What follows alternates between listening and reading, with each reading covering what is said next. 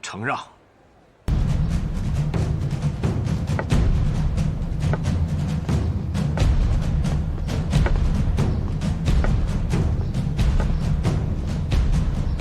荣先生，奋武扬威。好啊，精武门我还是头一回来。告诉霍元甲，我来了，让他备茶。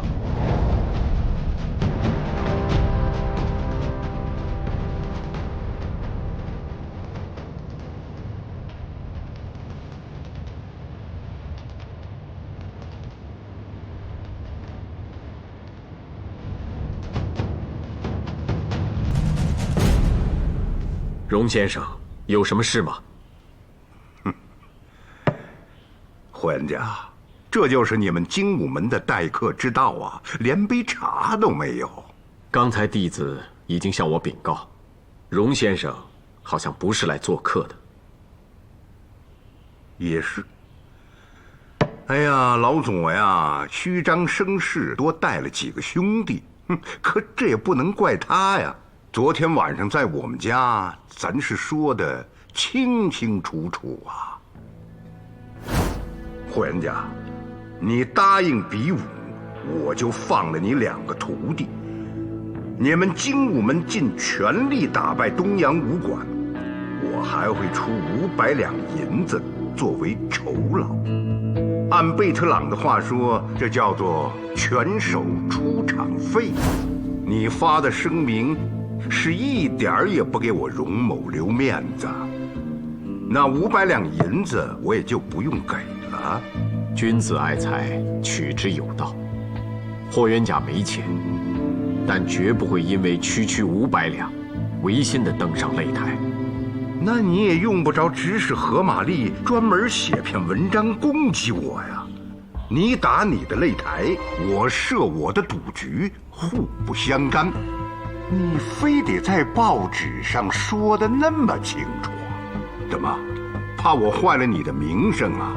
确实，名声对霍元甲很重要，但这名绝非虚妄之名，更不是钓鱼之名，而是我精武之名，更是我中华之名。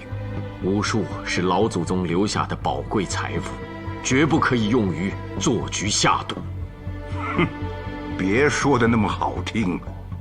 不为私名，你会来上海开武馆？你还不是想靠精武门称霸武林，做一代宗师，然后广收门徒，徒子再教徒孙，你就会收到更多的银子。精武门开馆至今，此种非议不绝于耳，皆因当时不够慎重。起名之时，这一个门字引来种种误解，但霍某郑重声明，精武门绝非一个门派。我正在考虑一个新的名字，以杜绝门派纷争，摒弃旧武林的陋习，令精武初设经费紧缺，确实收了部分弟子的银钱，但贫者不取，难者不取。未来若能以他业所挣之资充精武门开销，定会退还弟子们所交的银钱。说得好，说得好啊！不为名，不为利，你难道也不为你徒弟的死活吗？好啊，我现在就成全了你，我让衙门砍了你徒弟们的头。你不敢。你说什么？我说，你不敢。海上新报的消息，已经传遍了上海滩的每一条弄堂。官府若为了取悦权贵，枉杀我精武弟子，百姓不会答应。霍元甲，你也是闯荡江湖、见过世面的人，时至今日，你还指望什么百姓？能救我中华的，恰恰是每一个百姓。精武弟子都是普通人，在这里，我希望他们能通过习武强健身体，通过学文开拓视野，最终成为爱国、修身、正义、乐助的国人。袁家相信，万千小流终成大海，只要持之以恒，我中华百姓大有可期。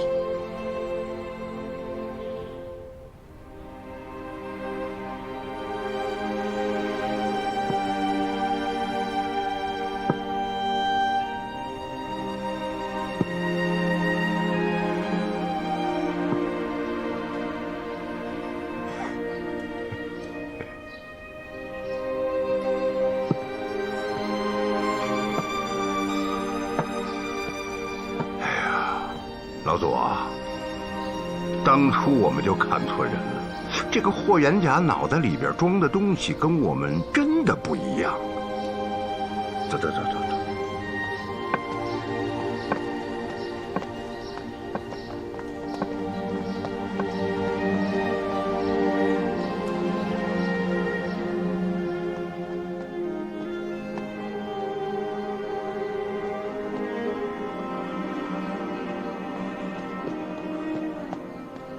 山药，大师兄，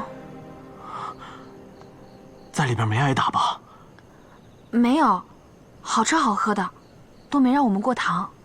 好，回来就好，回来就好。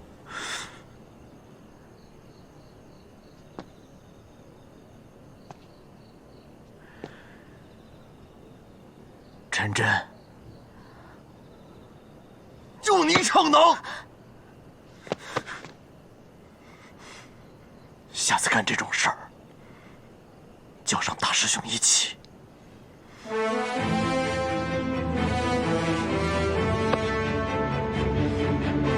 哎，姐姐，妹妹，让你受委屈了。真没挨打，奇了怪了，你小子这次运气这么好啊！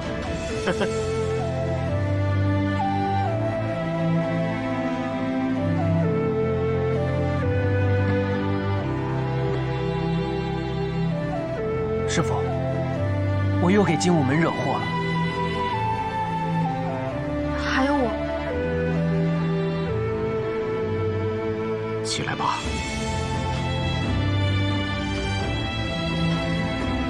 为师让你们起来。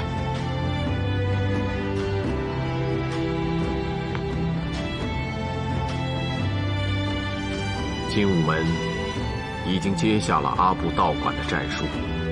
龙先生会就比武的规则和对方展开谈判，日期很快就会定下来，时间紧迫。目前，陈真和沙燕对精武门来说至关重要。师傅，我们两个犯了错，该怎么责罚您明示。您刚才说的话我可听不懂。就算要责罚，也要等到比武之后。你二人和日本武士交过手，对他们所谓的拳道、剑术、兵器之技，应该有所了解了吧？是的，跟咱们的武术确实有点不一样。我在牢里没事的时候，还仔细揣摩呢。好，就把你所悟到的告诉大家。兵法云：知己知彼，百战不殆。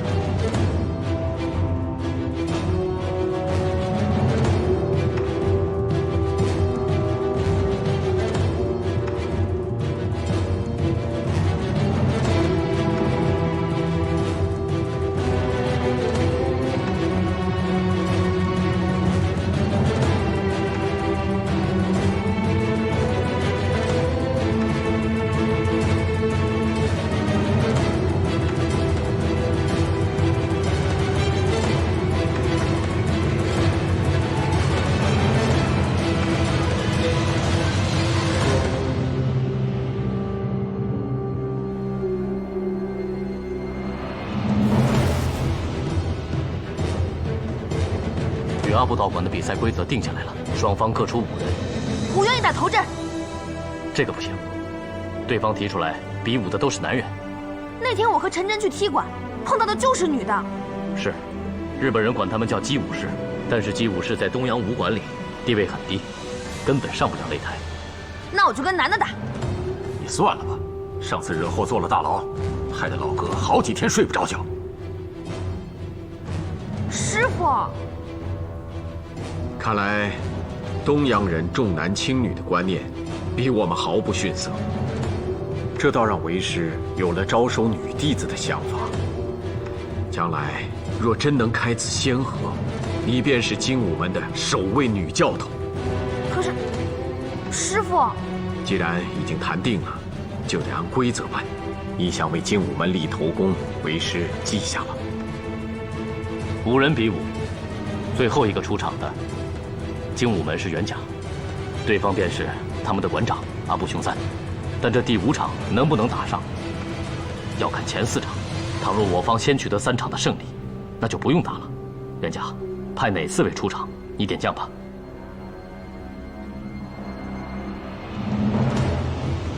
甄生是精武首徒，第1场的不二人选。 多谢师傅信任，朕生必旗开得胜。胜负不重要，打出精武门的气势即可。记住了，师傅。第2场啊，许大有吧。好，谢谢师傅。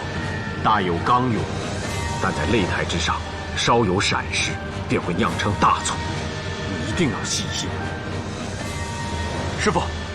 我记住了，金师傅武功根底深厚，论兵器，远在霍某之上；论拳脚，更胜我一筹。这第3场，就辛苦您了。你净说笑话，兵器拳脚我都不是你的对手，你瞧得起我，便是我的荣幸。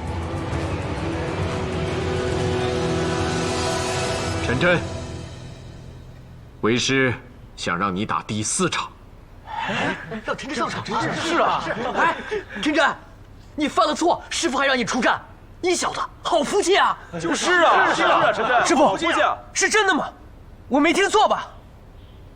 你要记住，不管前3场胜负如何，你要用心打，切勿分神。师傅，我记下了。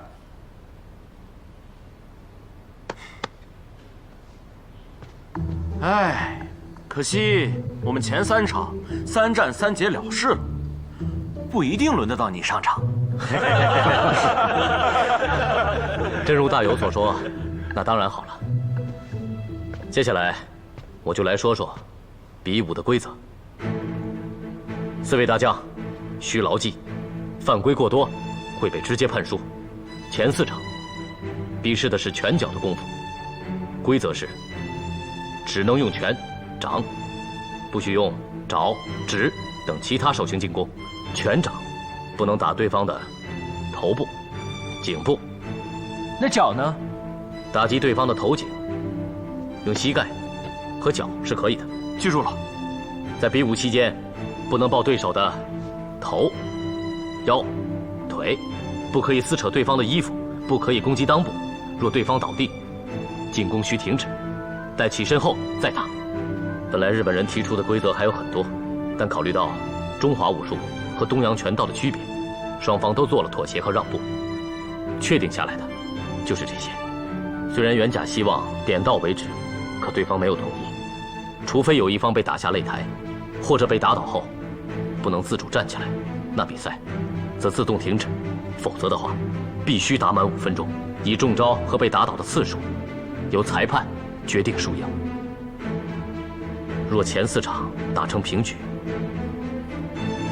第5场，袁甲和阿布要比3个回合，分别是拳、剑、兵器。拳脚的比试跟前面的规则是一样，接下来的剑不就是兵器吗？我也有同样的疑问，可对方表示剑道是东洋武学的精华，希望区别于长兵器，单独设立1个回合。在谈判之前，袁甲曾提出以武会友，对方才勉强同意用木剑比试。只要前2个回合没有人能2战全胜，便以最后1个回合决战定输赢。长兵器必须决出胜负，没有时间的限制。决战之前需签生死文书。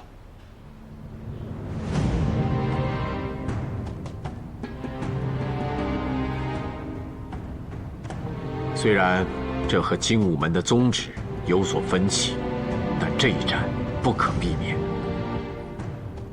这生死文书就只能签了。大战之日定在18，是洋人的礼拜天，也就是3天后。诸位，精武门必胜！精武门必胜！周日比武3天之后，规则敲定，1票难求。周日比武3天之后，规则敲定，1票难求。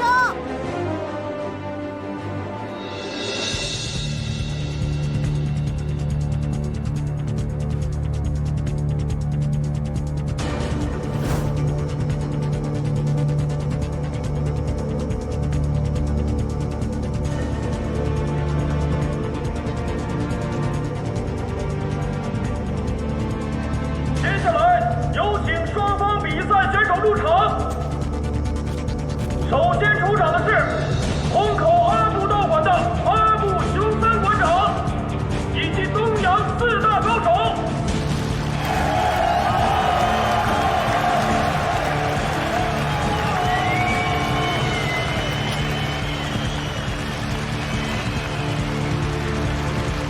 接下来入场的是天津霍元甲，以及闸北精武门代表。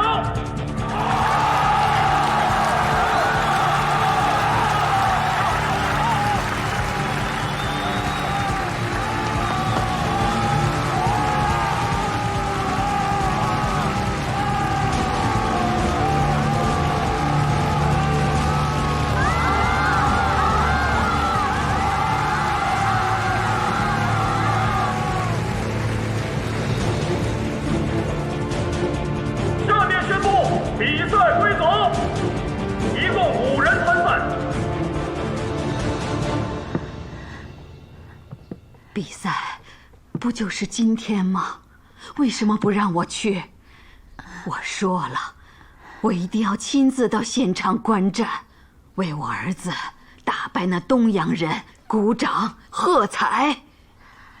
娘，您没听报上说吗？1票难求。我儿子比武，我是他娘，还要票？要的。比武在租界里有警察看门，没票不让进。那，娘，您就放心吧。袁甲早就说了，这是以武会友，点到为止，他不会有事儿的。我知道你在糊弄我。就是不想让我这老太太去，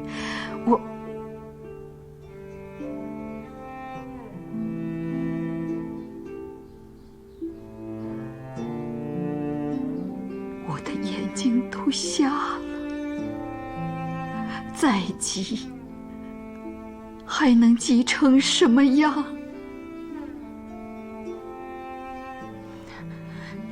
娘，您可千万别这么说。袁甲还不知道你眼睛的事儿，他走的时候还跟我说，今日之擂台，如同战场，万一有闪失，告诉娘，袁甲来世还做他的儿子。袁甲说他从小就跟人比武，上擂台那是家常便饭，不会有任何闪失的。娘，要不您去床上坐着，我给您揉揉肩，捶捶腿啊。算了，用不了1个月你就要生了，咋能劳驾你呢？啊，奶奶，那我给您捶吧。我现在呀，跟二少奶奶学的手艺也不错啦。好吧。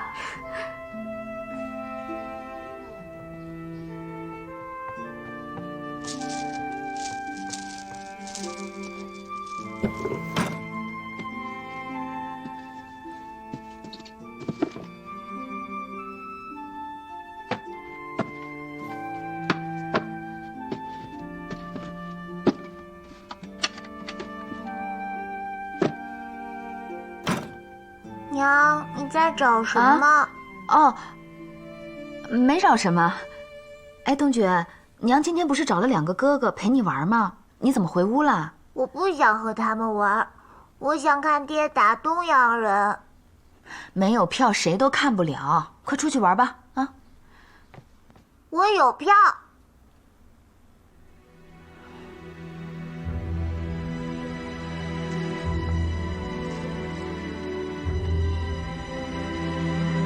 冬觉，这个怎么在你手上？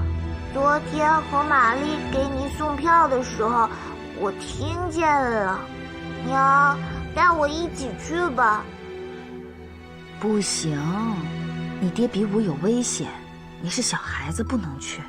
万一我爹比武时出事，我以后再也见不到他了。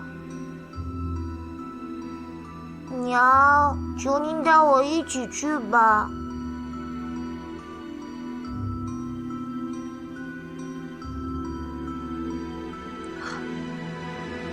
下面，请双方的比赛选手入场。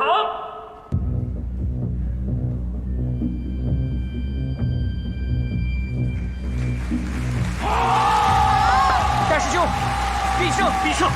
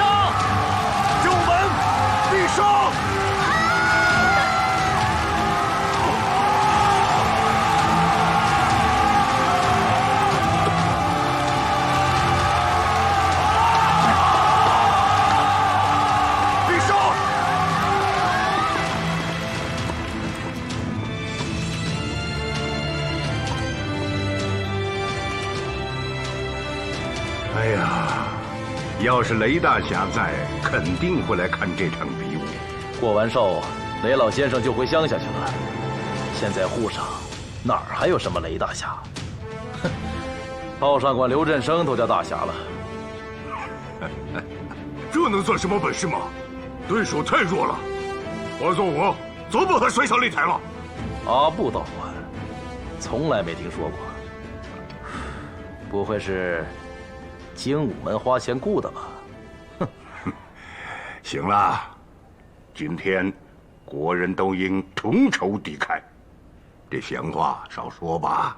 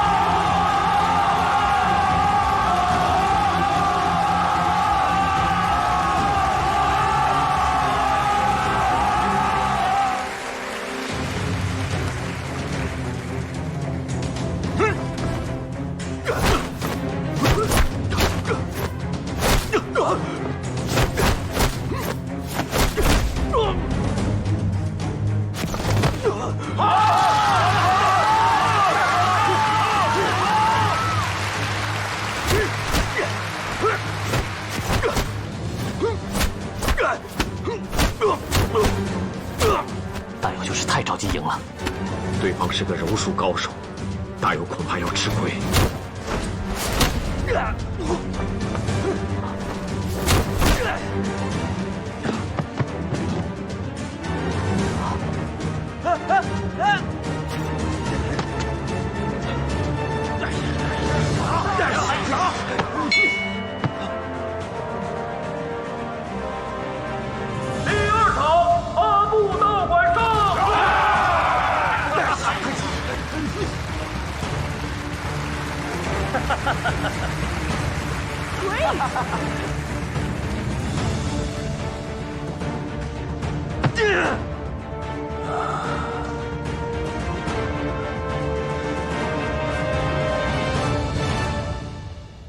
师父，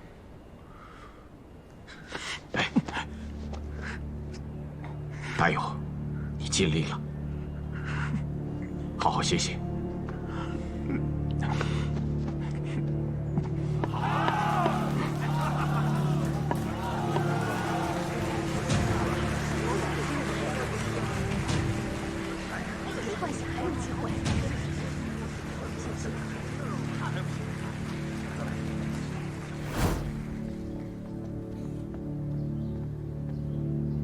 三位师叔好。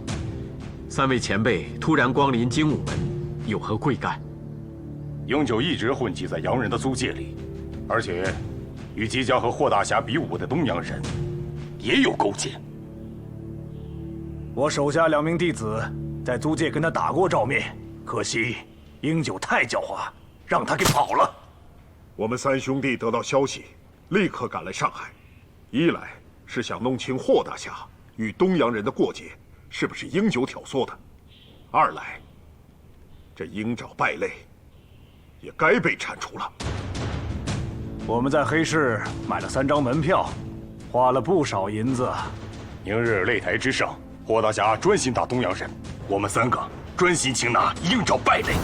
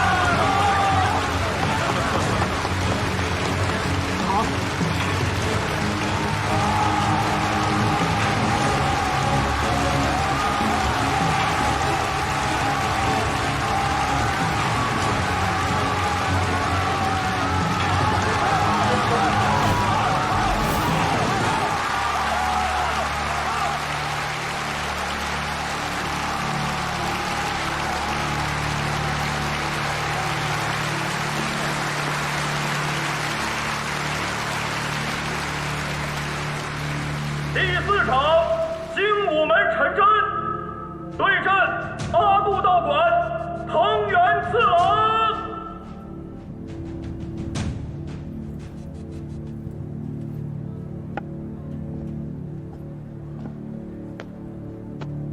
看你的了，别让你师傅出手。放心吧。坐。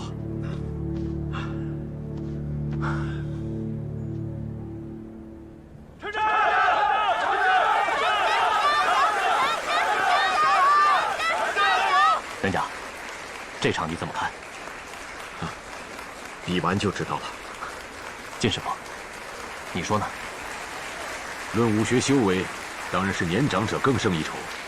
可擂台之上，全怕少壮。陈真这小子胜算很大呀。明白了。陈真若真能了结此战，那我们可是大胜。今晚农某人自掏腰包，咱们精武门上上下下大喝一场。好，我现在就想喝酒。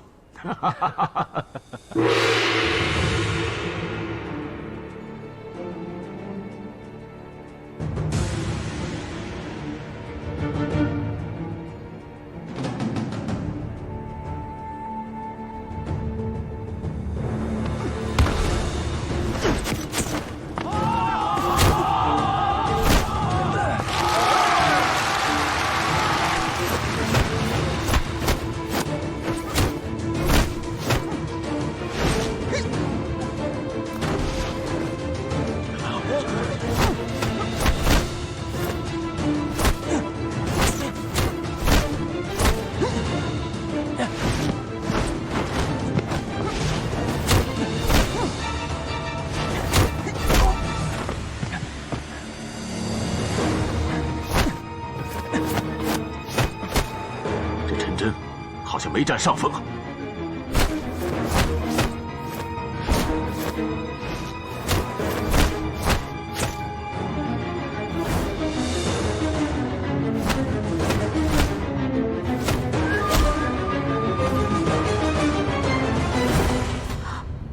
坏了！那日我们踢馆，这个人一直在观战，他熟悉陈真的拳路。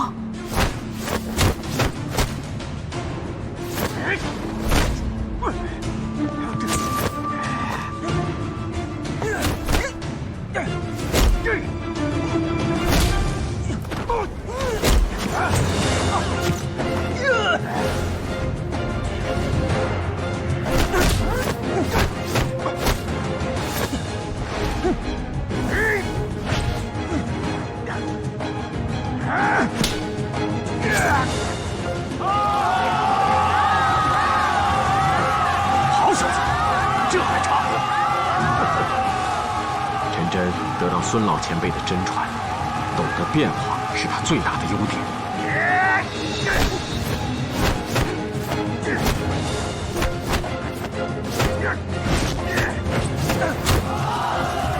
好，好，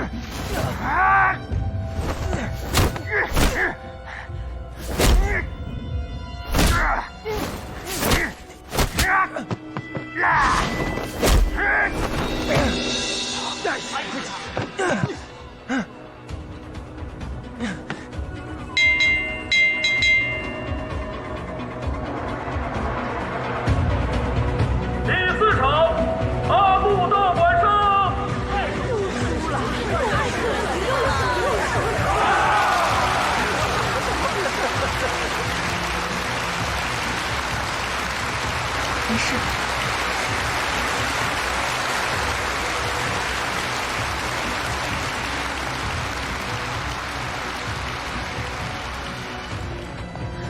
陈真，你怎么回事？我看见了。看到什么了？我要去告诉师傅。别去，什么都不要跟师傅说。大战在即，师傅要与阿部雄三决战，别让他分心。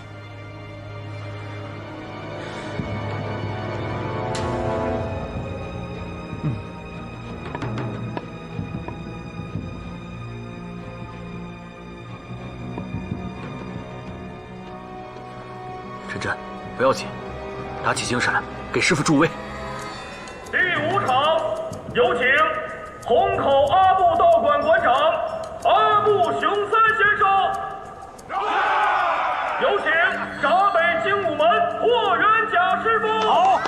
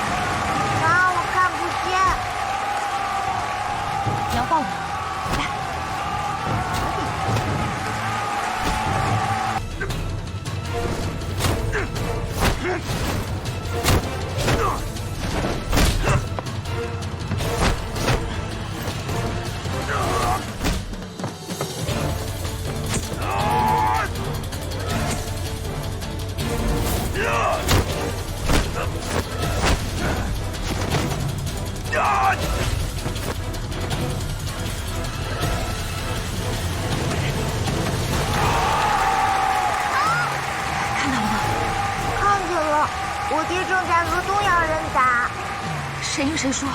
看不清楚。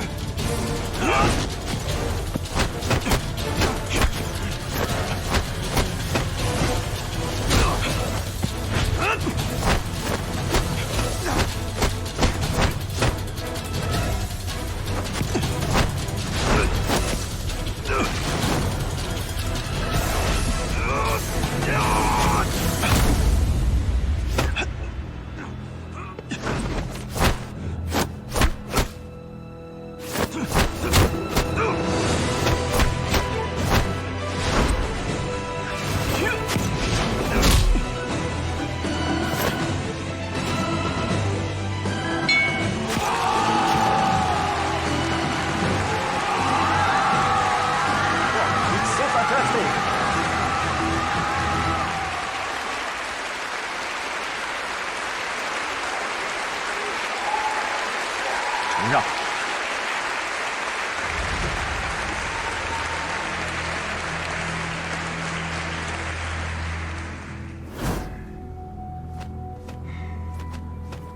我怎么觉得日本人靠不住啊？这个陈真很厉害。藤原对陈真的招数了如指掌，这一场，日本一定赢。那接下来呢？他不能赢霍元甲。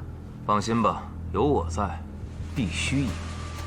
你等着瞧好吧。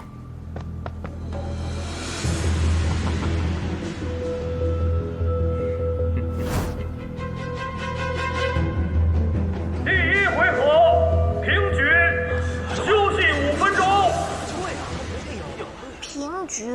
娘，你把我放下来，你歇会儿吧。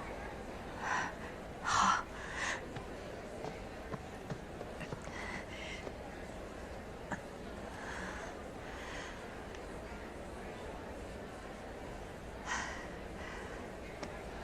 东爵真懂事儿，都怪娘，来得太晚了，挤不进去了。师傅，不对呀，我怎么觉得是您赢了？至少剩2招。输赢要看规则，听裁判的。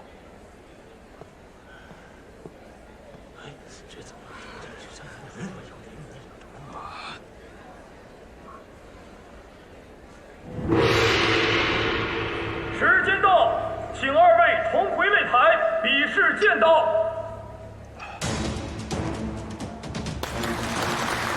师傅必胜！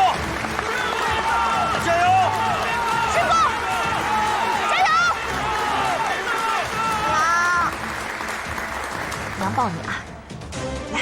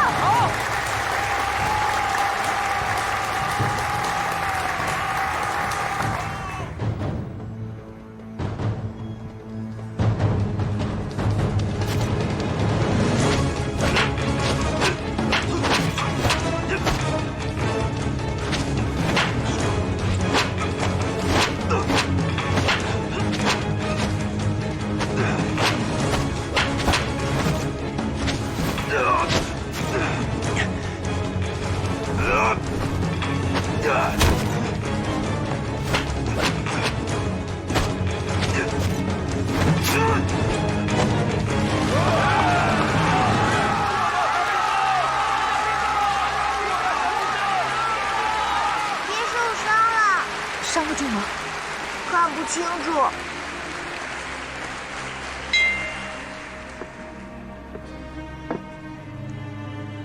第2回合，阿布熊3胜。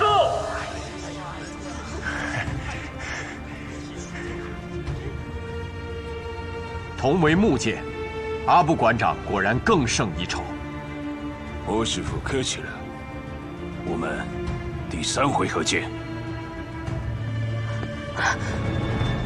师傅，你没事吧？没事。大佑，给师傅更衣。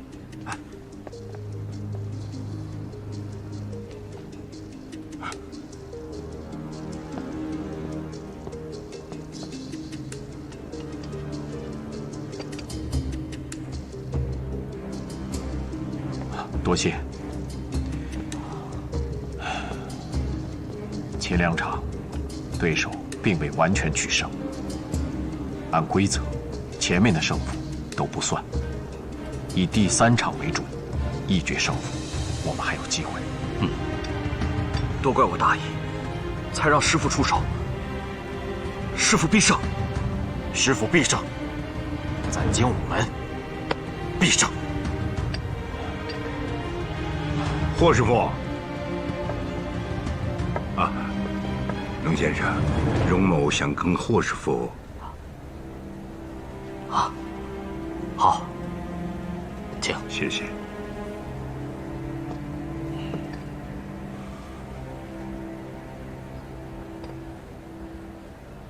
霍师傅，精武门打得不错，目前上负。荣先生，不担心赌局失败，赔上真金白银吗？那都是身外之物，有什么好担心的？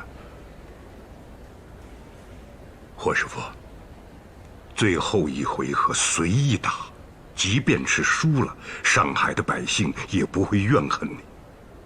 哼，那些个东洋人桀骜不驯，根本不把咱中国人放在眼里。如今能够势均力敌，足以见得我们中华武术的实力。而且，今日荣某郑重做出承诺，无论比武输赢如何，荣某都要捐出5000两白银给精武门，帮你得偿如愿。这袁家无功不受禄，你为我中华培养文武双全的栋梁之才，功不可没呀。这事儿就这么定了。左叔啊，改日把银票送到府上。好。霍师傅，那日在精武门听了你的一番话，感慨良多。今日擂台之上，精武门也确实如你所说，给国人争了气。佩服啊！我这个人呐，这一辈子净听人家跟我说这么救国，那么救国，可是我思来想去，只有霍师傅做的最实际，荣某钦佩之至。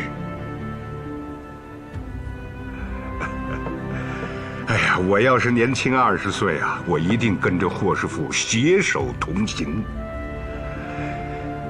话说回来，那5000两银子是我自己的，你不用担心，这跟赌局的输赢没有任何关系。有了这笔钱，日后这些年轻后生到精武门拜师学艺，也就不用再交银子了，免得你落人口实了。荣先生，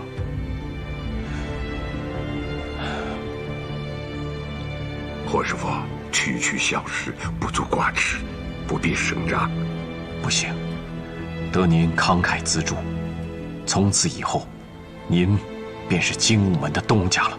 不，荣某在上海乃至整个江南确实做过不少善事，可人在江湖有些坏名声啊，也撇不清，不能因为我坏了精武门的名声。此事到此为止，不再提，你知我知。荣某先行告辞。荣先生且慢。荣先生如此厚爱，确知不公。袁家如果不谢，又如何做人？这样，我敬荣先生一杯茶。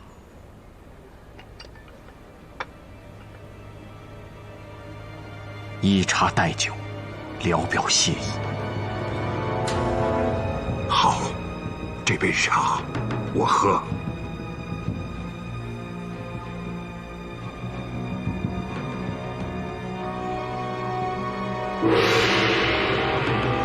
时间到，请2位同回擂台，比试长兵器。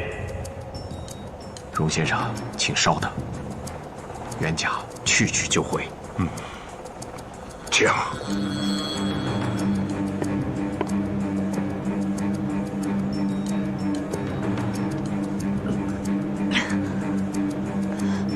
看得到吗？看得到。请签生死文书。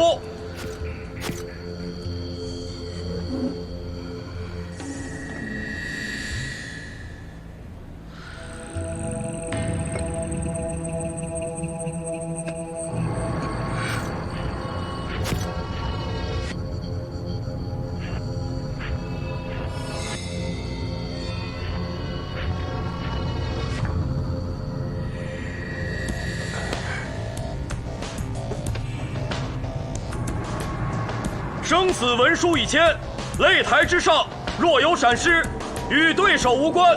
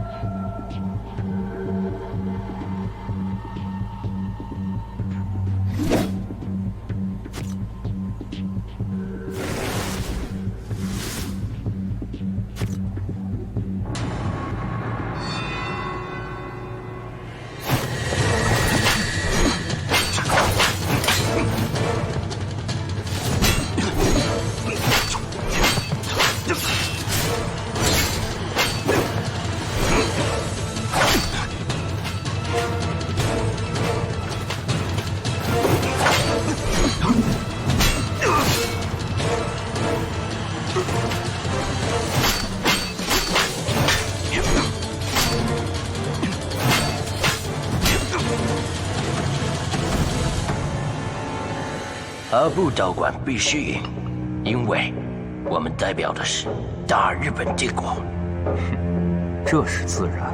我不需要你奉承，要的是你的手段。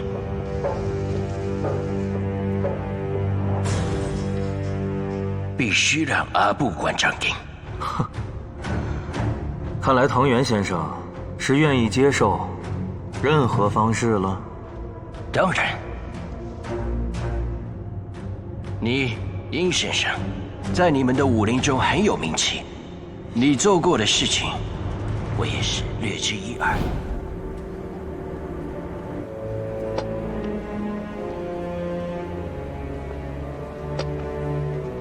多谢。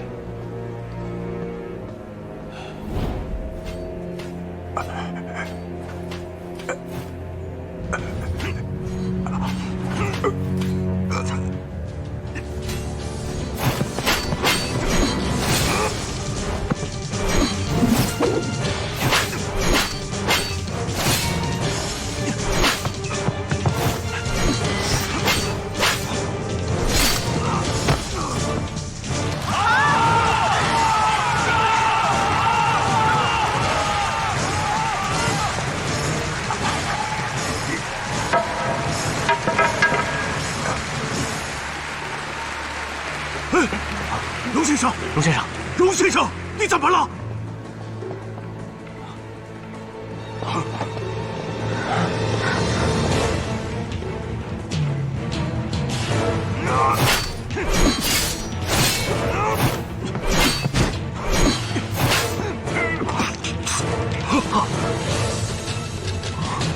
哎，是荣先生，是荣先生，荣先生，不是呀！荣先生，怎么回事？荣先生，荣先生，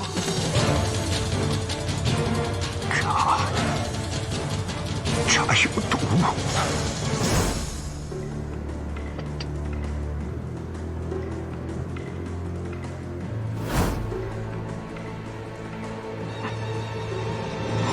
宁九，站住！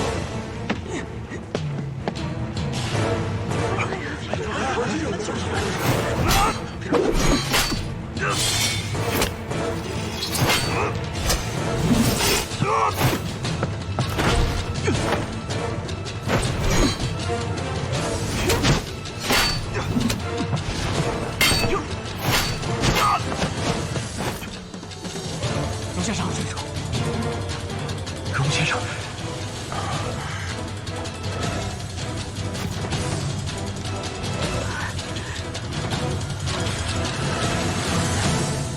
荣先生中毒了，喝的是霍元甲的茶，有人想毒害我师父。怎么回事？怎么样了，东君？啊，你爹怎么样了？有人中毒了，不是我爹。阿比公主，霍元甲苦的是。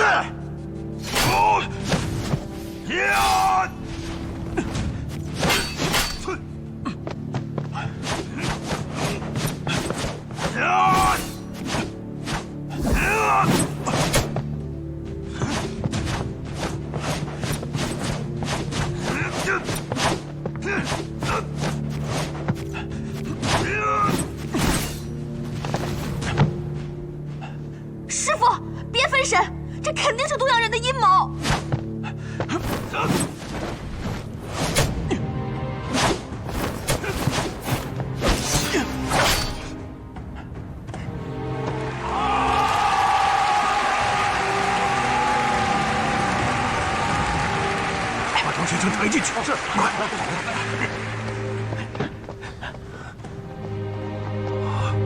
东洋人下了毒，霍大侠，杀了他！杀了他！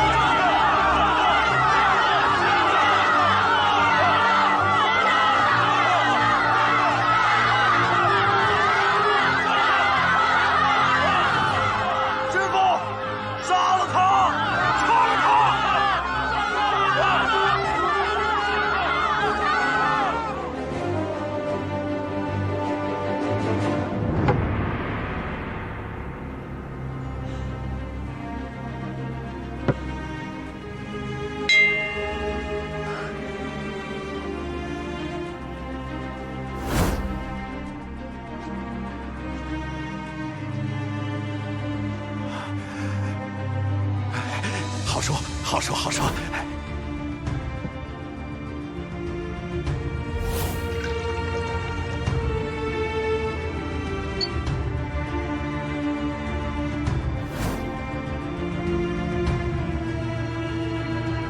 最后一回合是决胜局，但并没有分出实质的胜负。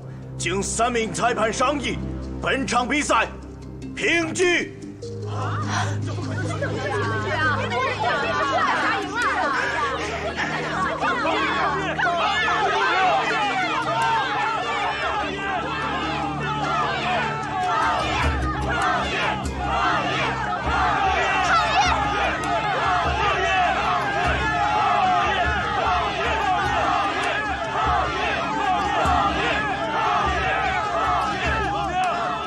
生死文书一签，比武应尽全力。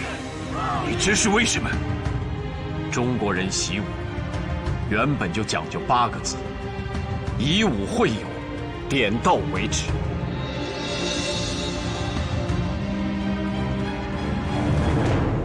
裁判不公平！这次比武，霍元甲赢了。 阿部雄三，认输。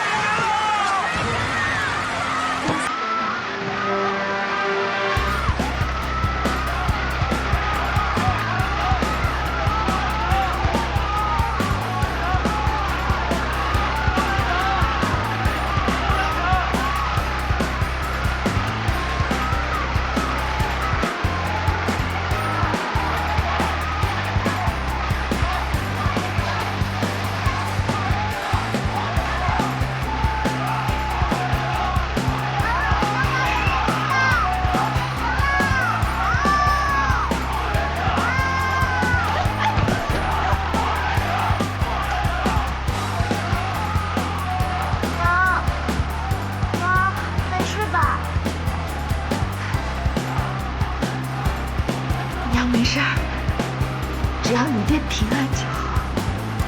回家。哎，仲觉，一定要记得，不要告诉你爹我们来过，好吗？回家。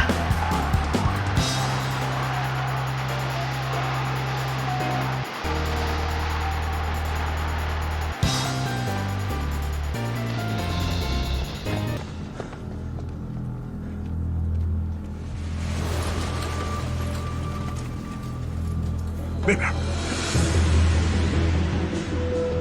这姓荣的怎么会喝霍元甲的茶呢？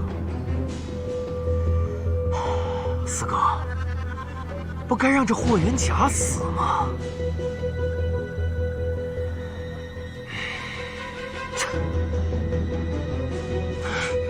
毒库はどういうことだ？安倍とかにとっては毒はどうでもいいや。 勝利が一番だぞ霍元甲がその中国人艦長の中毒のうちに気を取られていた時お前はどうして切らなかったんだ皇后にもし小生の危機につけ込み北洋水軍を攻撃しなかったら我々が勝てるのかこうしてねお式は頼み誰に上しないと参加しなかったらそんな莫大の料金を入れるだろうが。全部見通しじゃねえかこの決戦。お前の勝ちだと判定しなかったら大日本帝国のメンツは丸つぶれだ。勝利を譲った今も少なくても帝国とお前自身のメンツも守れたな。安倍艦長おめでとう。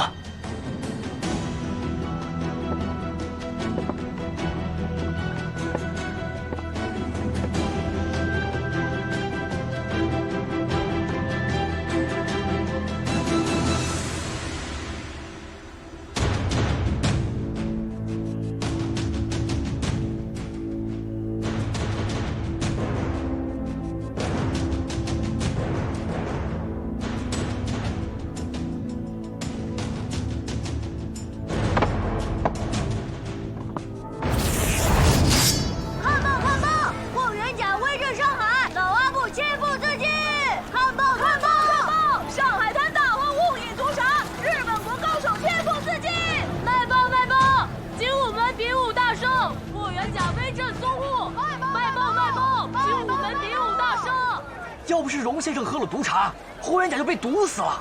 这个霍元甲的命可真大呀！哎，荣先生那么大老板，替霍元甲顶了命了。哎，听说了吧？好多中国人押宝霍元甲，都赢了钱。这钱啊，赢得高兴，扬眉吐气啊！涉赌局的洋人可输惨了，他怎么不切腹自尽啊？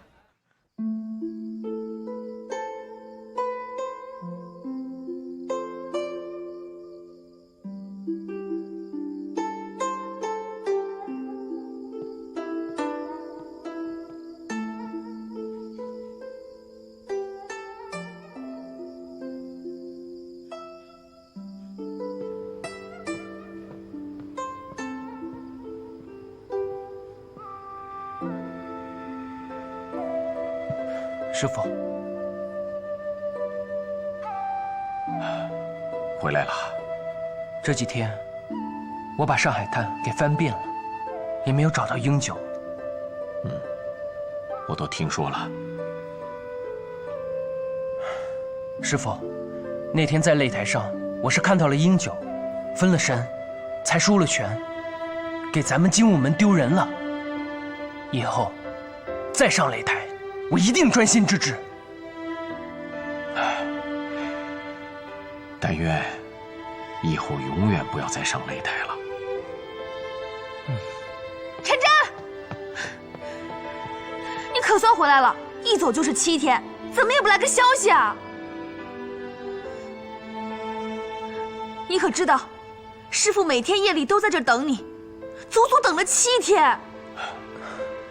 傻燕，为师有太多事要想清楚，所以一个人在这里安静的思考，也不全是在等陈真呢。师父，您就是在担心他在惹祸。精武门上上下下，谁看不出来啊？好啦，既然已经回来了，就不要再责怪他了，啊？陈真，从明日起，照常习武学文，暂时把英九忘掉，天网恢恢。这个罪大恶极的武林败类，一定不会有好下场。多谢恩师教诲，陈真一定记住。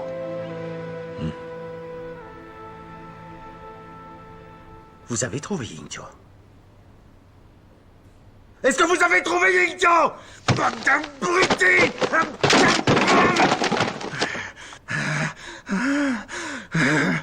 J'ai perdu tellement d'or. Il faut que je le retrouve. Je dois le retrouver. Envoyez un télégramme en Europe et invitez le champion Alex le Grand à se rendre à Shanghai en avance. La tournée pour conquérir le monde commence ici. Oh mon Dieu, je dois y réfléchir. Quel titre peux-je utiliser pour vous irriter à ce point?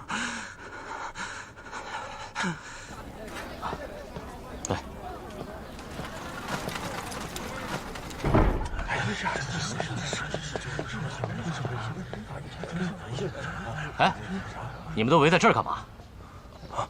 农先生，师傅和师兄们在里面商量和洋人比武的事儿，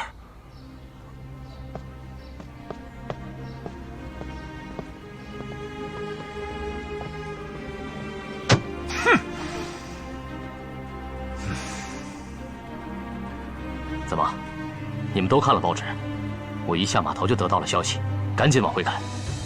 兵来将挡，水来土掩。师傅既然不怕东洋人，也就不怕西洋拳王。可这个亚历克斯确实很厉害，不然不能有大帝的称号。他是传说中的皇帝，你们懂吗？什么皇帝也不能那么霸道。拳打精武霍元甲，脚踢东亚重病夫，他这是找死来了。是啊，有些不良的报馆正打算借这个标题大做文章。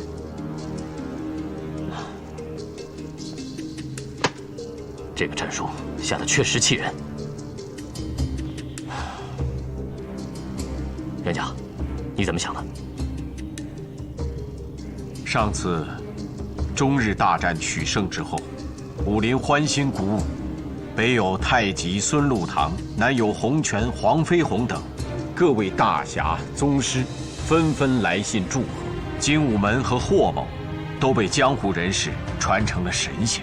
元甲虽不贪慕虚名，但事关中华之威，所以也由衷觉得光荣。今日这西洋拳王既然点了我的名，哪有不应战的道理？好！好！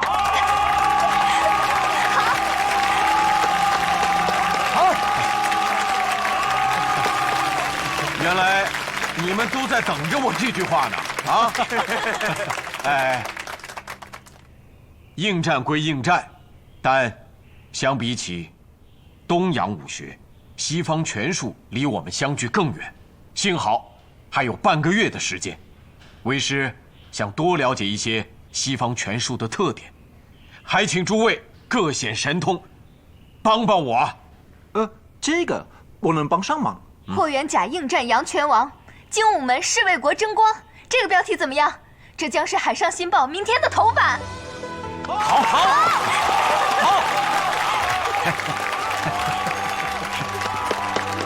玛丽，你先等会儿。师傅，这个事儿奶奶还不知道，她要知道了，会不会阻止您啊？今日擂台之上，精武大胜，特来向母亲大人禀告。好样的！娘听说了，你灭了东洋人的威风，长了中国人的志气，了不起呀！娘，儿毫发无损，您怎么还流泪啊？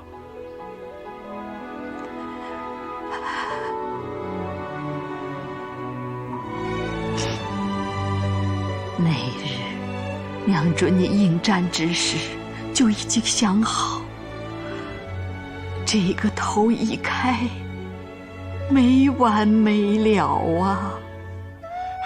怎么会？儿不是早已经答应过您了吗？这次要不是东洋人太过嚣张，儿也不会应战。您若是还不放心，儿干脆登报声明，之后再也不和别人比武了。登报没有用，这次你打败的是东洋人，若下次来的是西洋人，会管你有没有声明？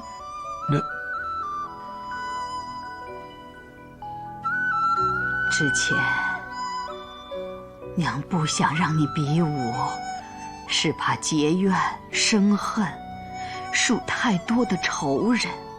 但是和洋人比武不一样，你是沪上武林的头份儿，该你出头你就得出头，这是霍大侠应该有的担当。娘，咱说好了，与人比武斗狠的事，娘希望你一辈子都不要做；但与洋人比武、为国争光的事，以后你就不用再问了。娘赞成。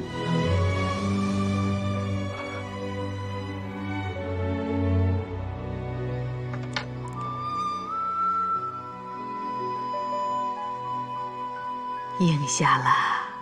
应下了。你的徒弟们高兴了吧？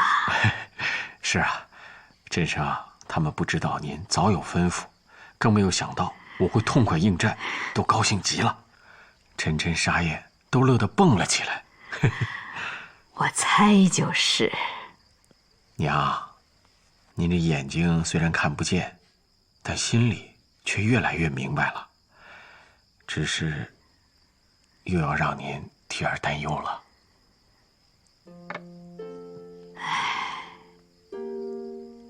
虽担忧，却从心里替你高兴。今和阿布道馆一战的成就，便是许多人活一辈子都比不了的。若再打败西洋人，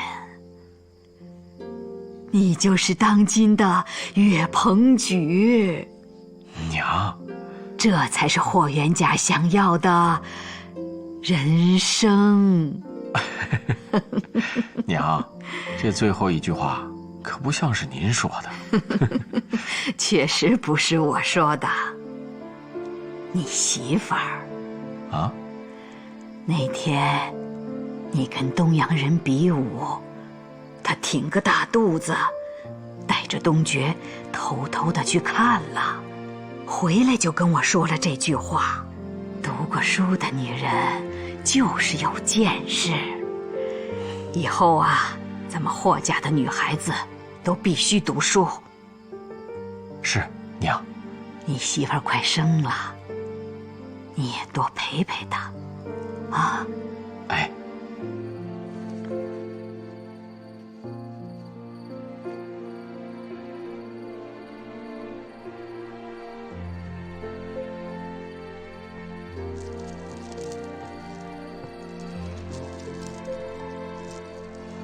天色不早了，还不睡啊？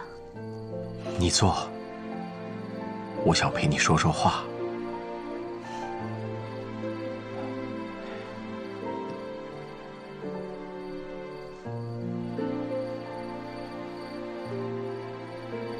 她还好吗？谁？我女儿啊。好着呢。那日我应该没有吓着你，但今日听娘说起，你倒是把我给吓着了。东爵这孩子太不懂事，一定是他非要你。不，是我自己想要去看的。你不是答应过我不去看吗？能够亲眼看到你在擂台上的英姿雄风，这辈子嫁给你，我就没有遗憾了。你呀，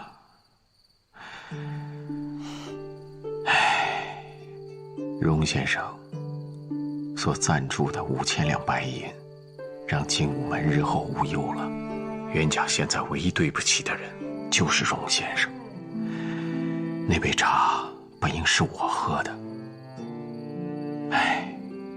我早晚要擒住那个下毒的英九，叫他抵命，否则亵渎公义二字。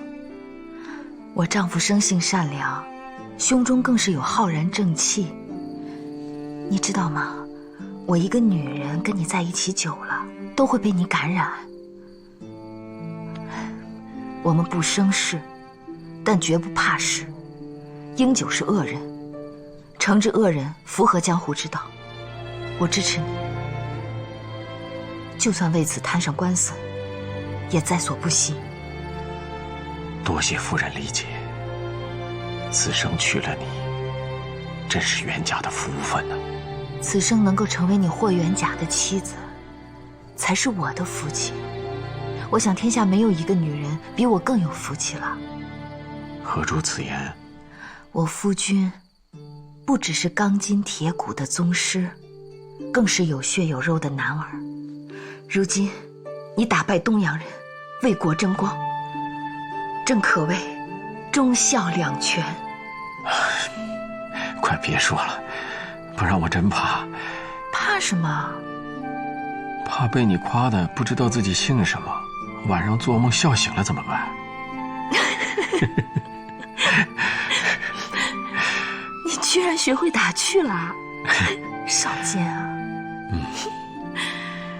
难得。说真的，我还真有一怕。怕什么？怕光阴易逝，怕与夫人在一起的时光太少了。我听说那日比武，你累得都摔倒了。你本来就瘦弱，又身怀6甲，万一……夫人，你可得答应我，不管我怎么样，你都不能跟着我着急，更要爱惜身体，照顾好自己。袁家已是凡人，不想青山独往，只愿与夫人白发同归。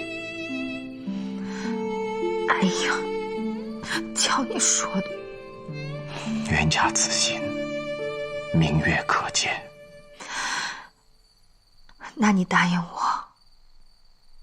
等你老了，就把精武门的事业都交给徒弟，你带着我去乡下，找一个好山好水的地方，勤耕雨读，了此一生。好，这就是你我夫妻间的约定。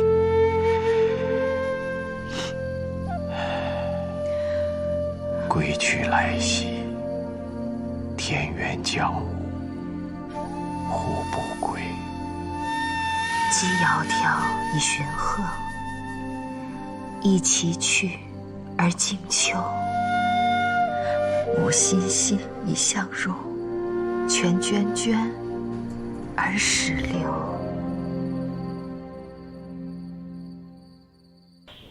你现在找的最多算普通拳手，跟亚历克斯根本就没法比。我觉得这样不但帮不上袁家，反而会让袁家产生错觉。别管这么多了，这武术起源于战场，在战场上会遇到什么样的对手，谁能预料？管那西洋拳王有什么招数，往死里打就对了。但组织这场比赛的是贝特朗，贝特朗是势在必得，而且对袁家非常的熟悉，也一定会让亚历克斯尽量了解中国武术的长处和劣势，这样就变成袁家在明处，人家在暗处了。师傅，师傅，外面来了一个人，说要会您。什么人？年轻人，看架势像个练家子。哦，还是个新潮，没辫子。新潮青年也学着踢馆，还要会师傅，真是不自量力。我去打发他走。傻燕，为师自己去见见，也许人家不是来踢馆的呢。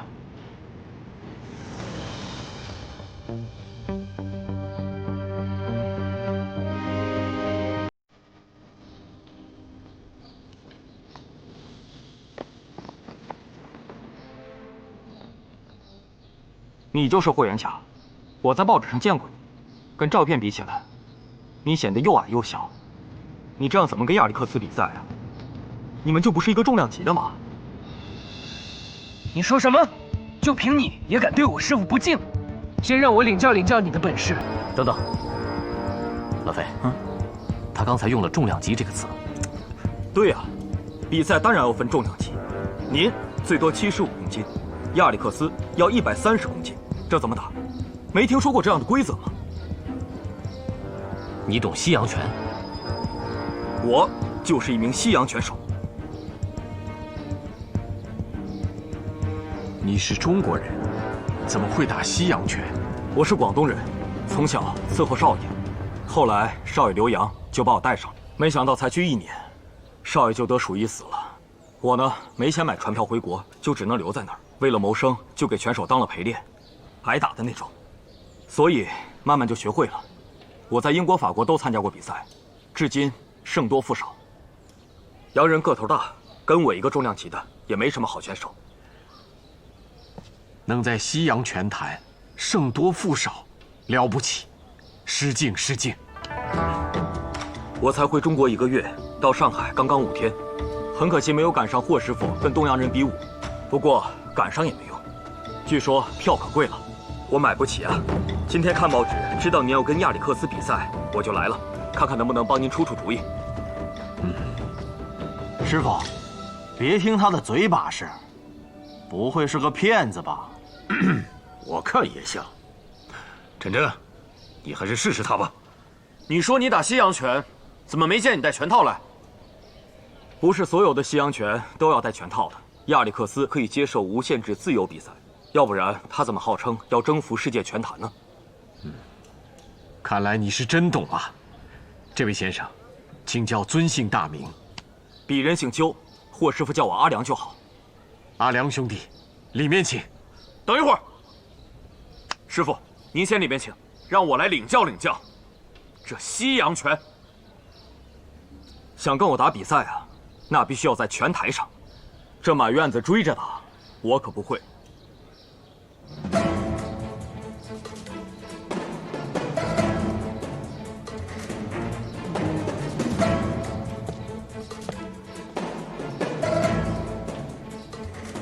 西洋人打拳最讲究速度和力量的结合，我随便打2下，你们看一下。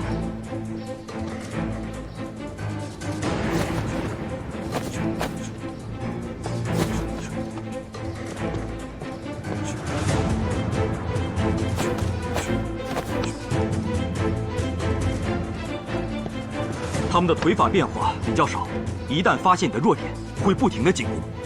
麻烦那位兄弟帮个忙。我来。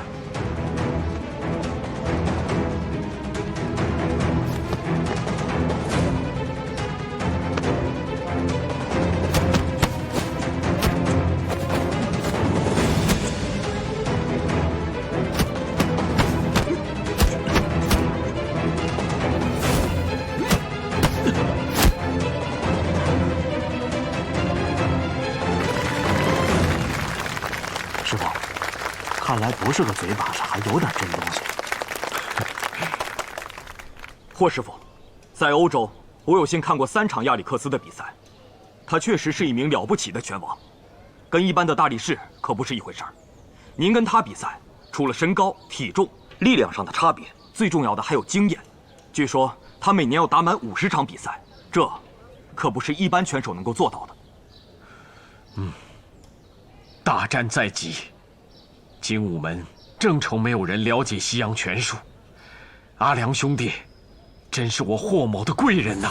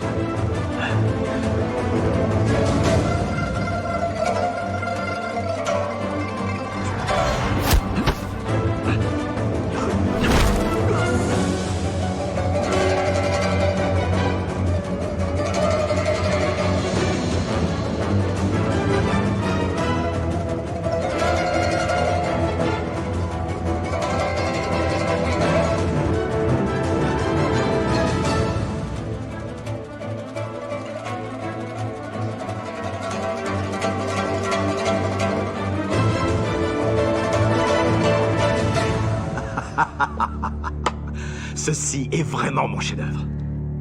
Patron, je ne comprends toujours pas pourquoi je dois installer ces éperons. Le kung-fu chinois de Huo est vraiment très puissant. Mais il faut se battre comme un jongleur, vous voyez. Effectivement, Alex peut en effet être blessé par cet homme. Mais il ne sera vaincu uniquement que par sa taille et par son poids. Ce doit être Huo Wenjia.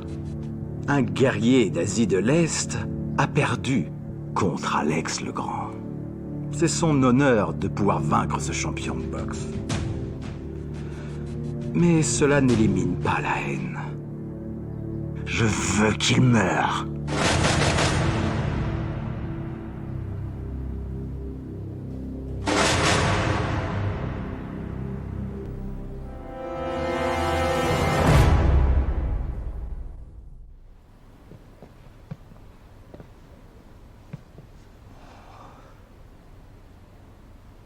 正如阿良所料，对方要求必须在拳台上打，也就是绳子圈起的范围内比武。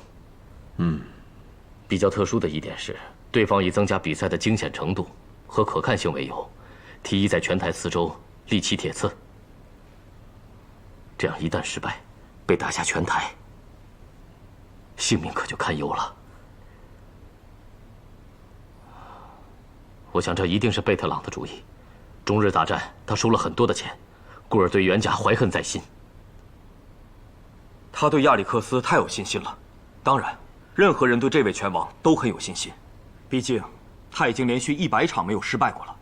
这叫什么比武？洋人太可恶了！既已应战，无所畏惧，虽千万人，吾往矣。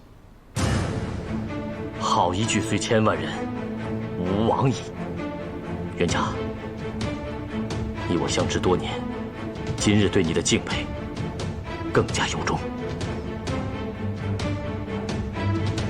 我提议，大家为元甲鼓掌。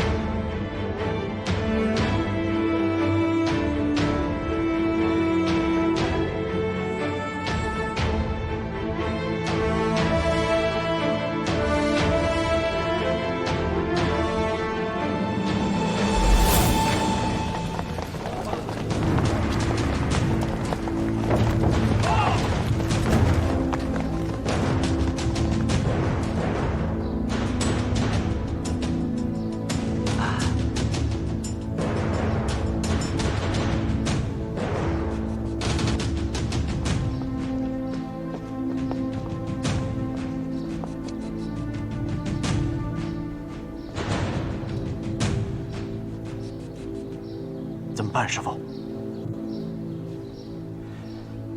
请贤兄妹暂时回避。明白。真要是奔我们来的，你知会一声，我们兄妹绝不会给精武门添麻烦的。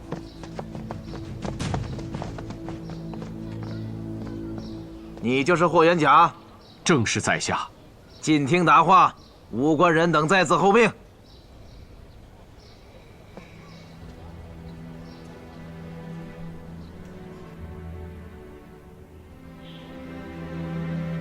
天津霍元甲，还不拜见黄公公？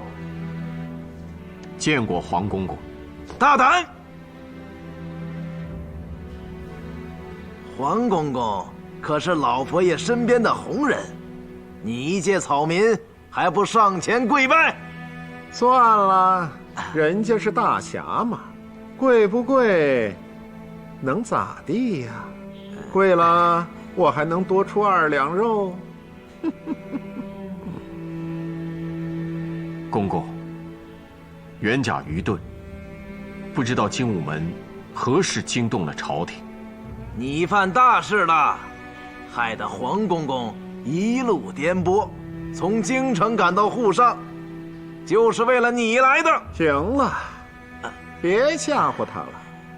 霍元甲大名鼎鼎，我以为3头6臂呢，没想到长得白白净净的，倒像个唱小生的。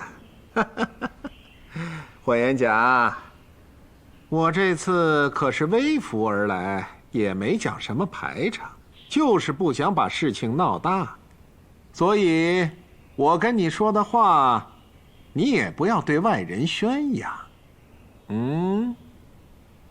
是。有话还请明示。我听说前一阵子你跟东洋人打了一架，还打赢了，不赖不赖，比北洋水师争气。这件事传到京城里，老佛爷也很高兴啊。可是你这个脑袋瓜子一根筋呐，怎么就不懂得见好就收呢？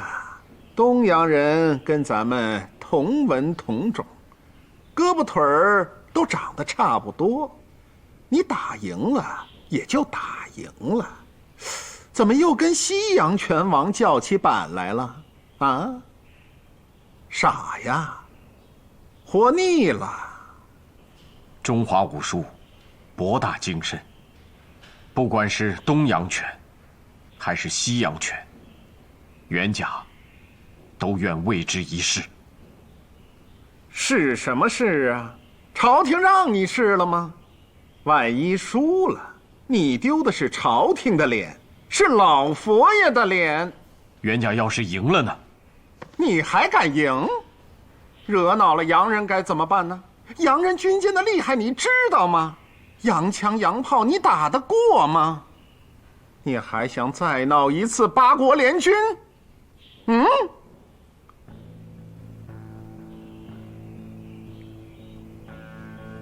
再说了，我听说那个西洋拳王叫什么亚历克斯的，长得跟塔一样高啊，声如洪钟，喊一嗓子都能吓破人的胆，拳头跟脸盆那么大，这胳膊比我的腰还粗啊！就你这小胳膊小腿的，也太自不量力了。何故长别人的志气，灭自己的威风？霍元甲已登报接下比武，再无后退之理。人就得有进有退，面子啊是不能当钱花。这是我在宫里琢磨一辈子才琢磨出来的道理。换了别人，我不会告诉他的。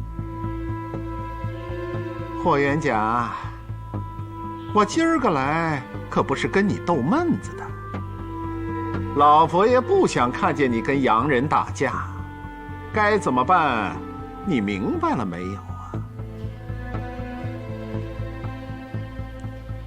你不是天津卫人士吗？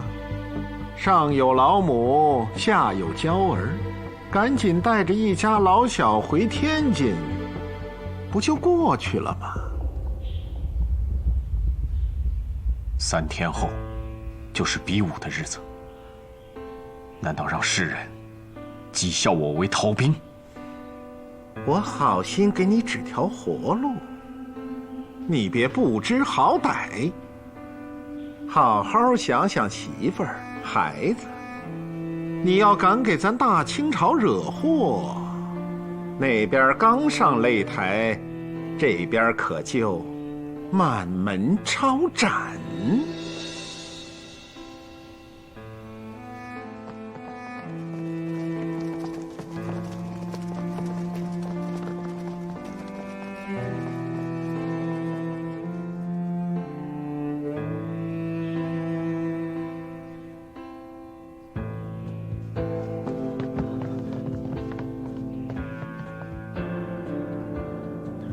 元甲，他们都说了些什么？无可奉告。啊？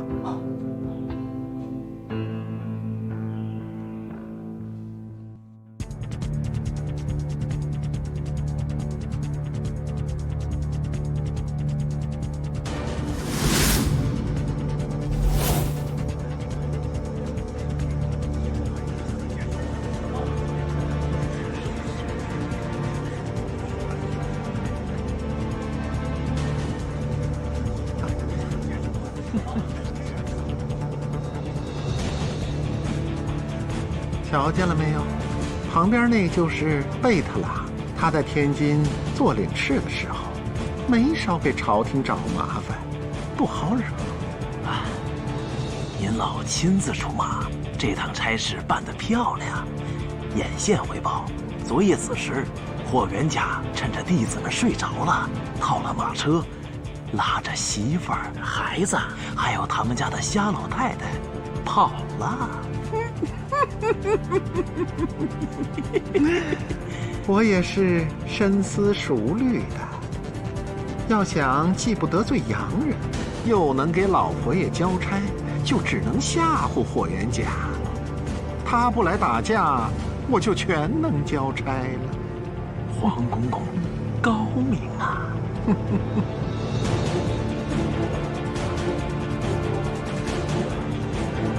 怎么样？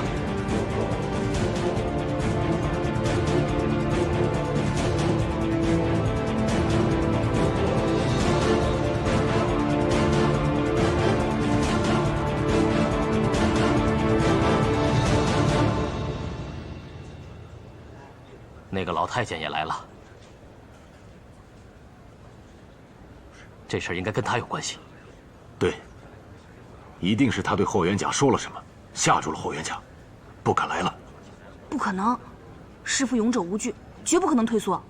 大半夜的，一家老小突然没了，怎么解释？事儿也不能怪霍元甲，他是大孝子，要是有人拿老太太的性命要挟，他不得不就范。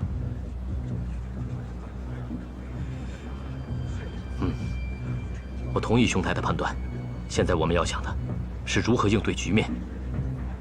怕的是元甲退赛，会引起沪上百姓的愤怒，精武门不保啊！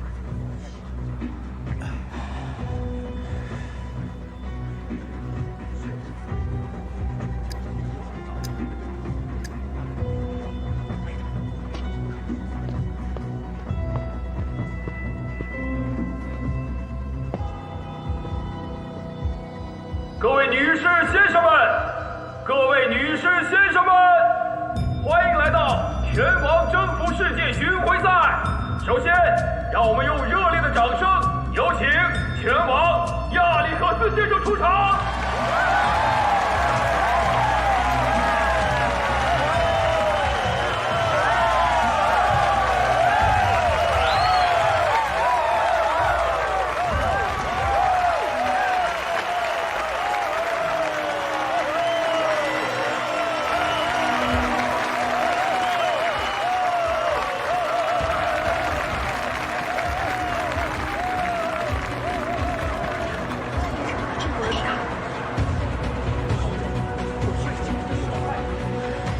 这个洋人个头够大，霍师傅够呛啊！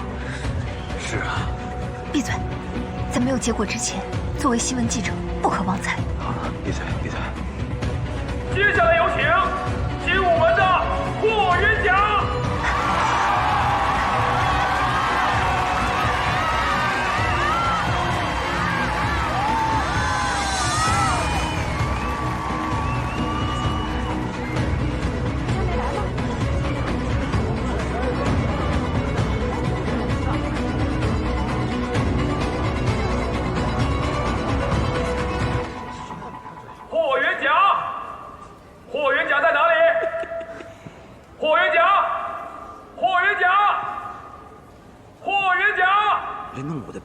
Qui paraît cette fois est 2 fois plus important que la dernière fois. Le montant total de l'argent en jeu est 3 fois et demi supérieur à celui de la dernière fois.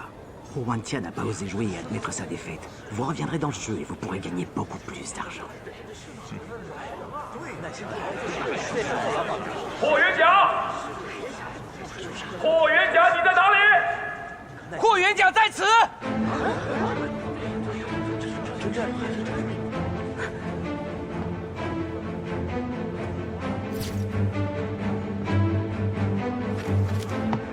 你们精武门搞什么名堂？你是陈真，不是霍元甲。打你们洋人，不需要我师父亲自出马，我陈真就可以打败你。So this is Chinese. Even know nothing about the rules of the fight. Wait, hold on, sir. It must be your power of fame which scales opponent. It is weird if Huoyanja couldn't be here right now. The reference and confirm the consequence and will announce it as soon as possible. Police! Arrest the troublemaker Chen Jin immediately!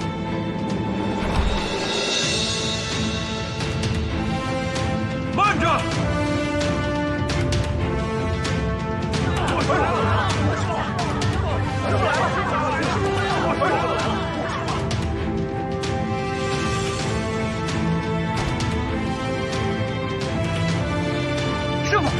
讲，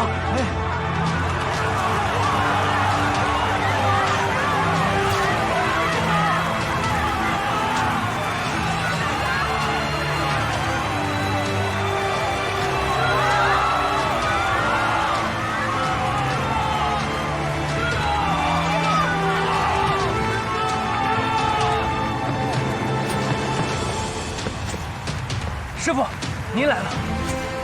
你最大的毛病就是沉不住气，这一点必须改。记下了，师傅。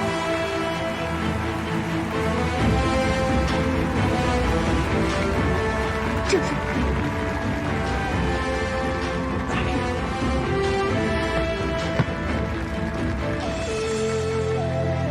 各位，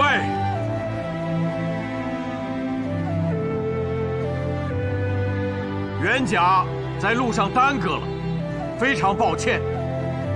我的徒弟陈真是个急性子，坏了规矩，我在这里替他赔罪了。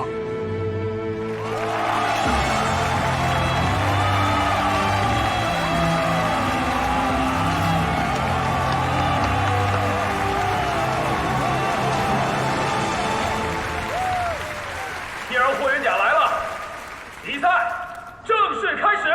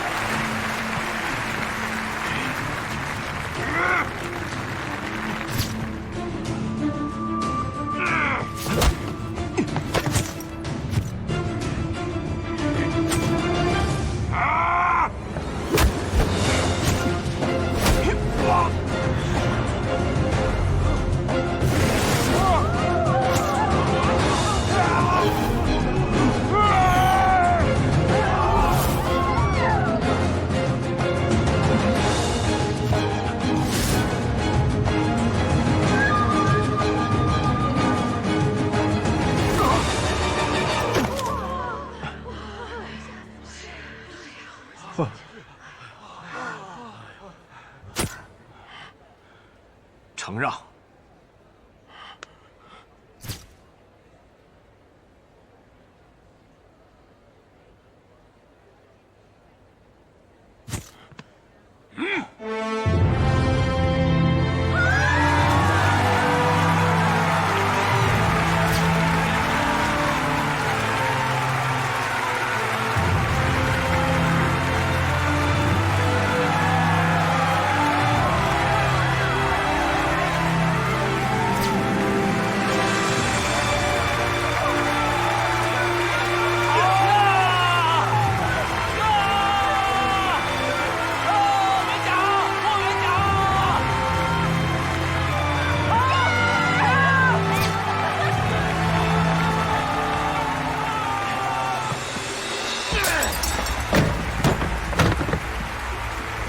家坏了事，要治罪。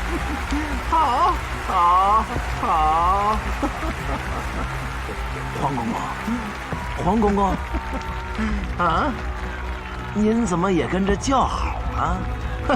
既然赢了，没丢大清朝的面子，也不算得罪洋人，两全其美，能不叫好吗？好。那还治不治霍元甲的罪啊？何罪之有啊？好，好，好！霍元甲，霍元甲，霍元甲，霍元甲，霍元甲，霍元甲，霍元甲，霍元甲，霍元甲，霍元甲。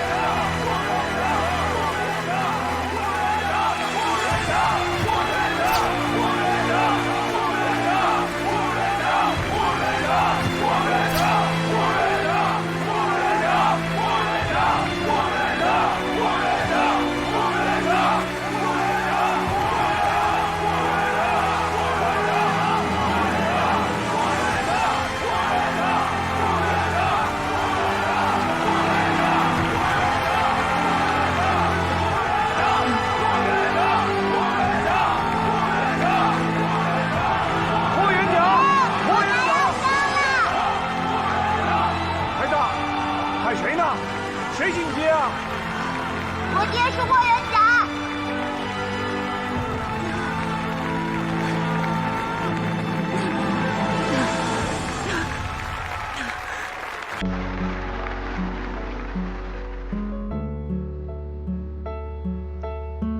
哎呦，哦哦，喂，嘿嘿，好。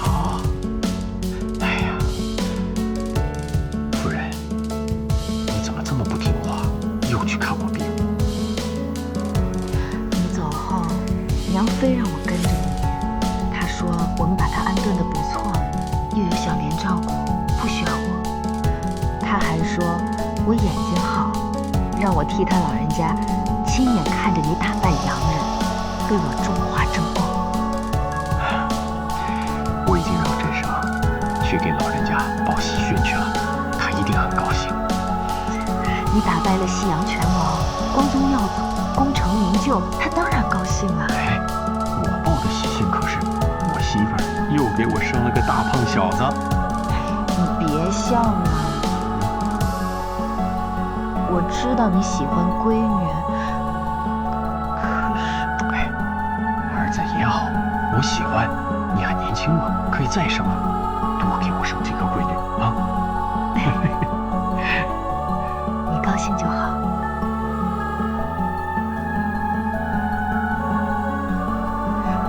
快给孩子起个名字吧。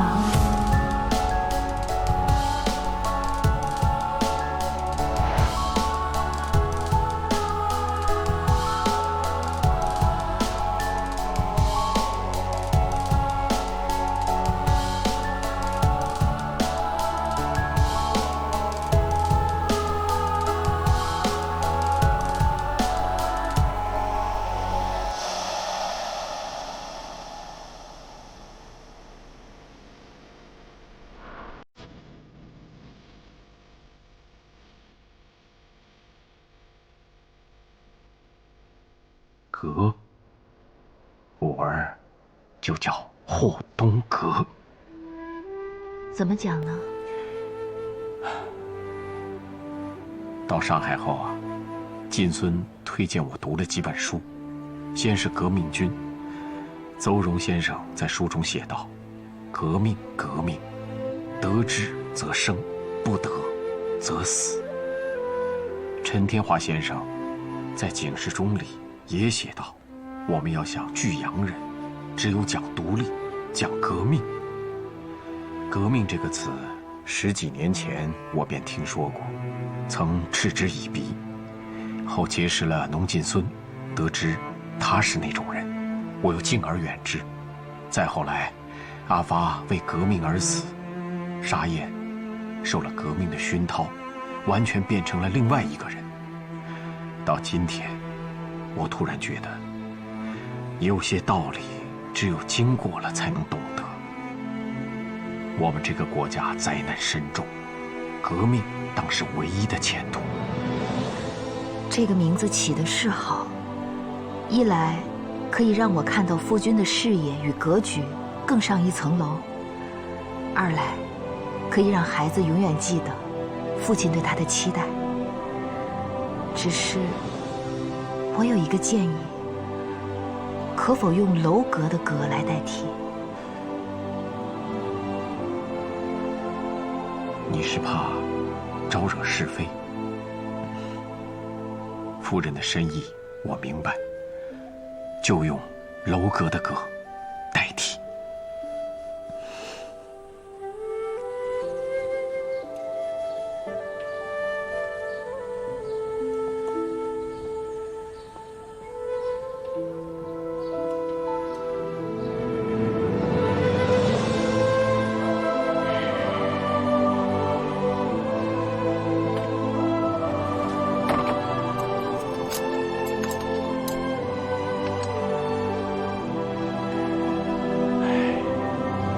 叶师傅，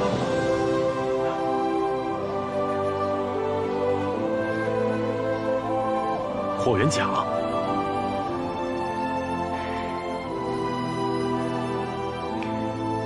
真没想到，唯一来送我的竟是你。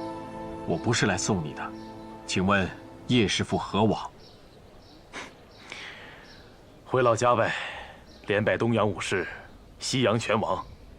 你霍元甲初见的风头，我的徒弟们都改投精武门了，我还在上海滩等着挨饿呀。元甲恳请叶师傅留下，共赏武林大计。霍师傅何意啊？元甲早已说过，我志在革除旧武林的陋习和门派之争，创携手共进的新武林。如今我已决意将精武门更名为精武体操会，特来邀请叶师傅入会任教，共同为国家培养文武双全的栋梁之才。你此言当真？不是在戏耍叶某吧？元甲这一辈子最不会的就是讲笑话。实不相瞒，神教八徒已经答应了霍某，鹰爪门的掌门陈秋风大侠也会前来任教。鹰爪门，那可是你的老冤家呀！新武林之风，就是要化干戈为玉帛，共创中华武术之盛世。好，霍师傅，就凭你这句话，叶双行从此跟你走了。